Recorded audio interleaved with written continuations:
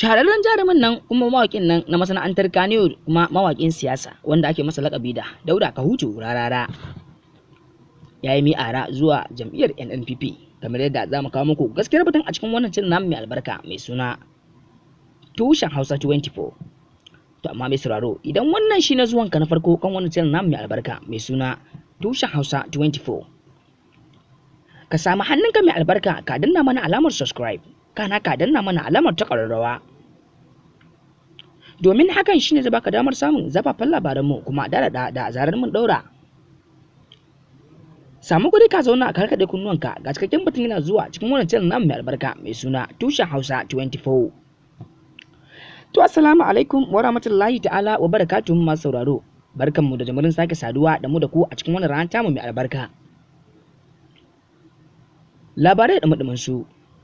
Shahararren jarumi kuma mawaƙi a fannin siyasa wanda ake masa lakabi da Dauda Kahutu Rarara ya yi mi'ara zuwa jam'iyyar ta NNPP mai ci a yanzu bayan kammala wasu abubuwa da aka yi a tsakani, kamar yadda za mu kawo muku cikakken bidiyon a cikin wannan channel namu mai albarka mai suna Tushen Hausa 24.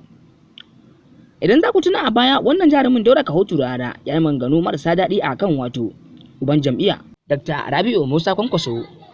Idan za ku tuna a baya, har wannan mawaƙi Dauda Kahutu Rarara ya sa wa Dr. Rabi'u Musa Kwankwaso wani suna wai Tsula. A lokacin har ya rikici ya barke a tsakanin waɗannan mutane guda biyu, Dr. Rabi'u Musa Kwankwaso da kuma Dauda Kahutu Rarara, yayin da makaraban Dr. Rabi'u Musa Kwankwaso suka ji abin bai musu daɗi ba har cikin zuciyarsu, yayin da suka ce ai uwar Dauda Kahutu Rarara ita ce Tsuleliya. Idan za ku tuna, har ma aka yi waka akan wannan batu na Tsuleliya.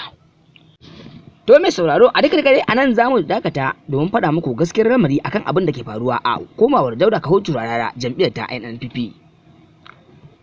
Wannan jarumi ya kasance ba jituwa da wato Dr. Rabi'u Musa Kwankwaso a harkar siyasa bayan babewarsu ta baya, yayin da wannan duk jita-jita ne ake ta watsawa kan social media kan cewa mawaƙin Dauda Kahutu Rarara ya koma jam'iyyar ta NNPP. Amma a zahiriyar magana wannan batu din na bogi ne, domin mutane ne suke wallafawa a kan kafar sada labarai domin ganin yadda wato abubuwa suke ta faruwa tsakanin Dauda Kahutu Rarara da kuma Dr. Rabi'u Musa Kwankwaso. Sun san cewa ba jituwa, shi yasa suke watsa hakan dan ganin cewa sun ja hankalin mutane. Amma a zahiriyar magana wannan magana ba haka take ba. To mai sauraro, kar ku manta da danna mana subscribe, kana ku danna mana alamar kararrawa, domin hakan shine zai baku damar samun zafafan labaranmu ingantattu kuma da zarar mun daura. Mun gode masu sauraro.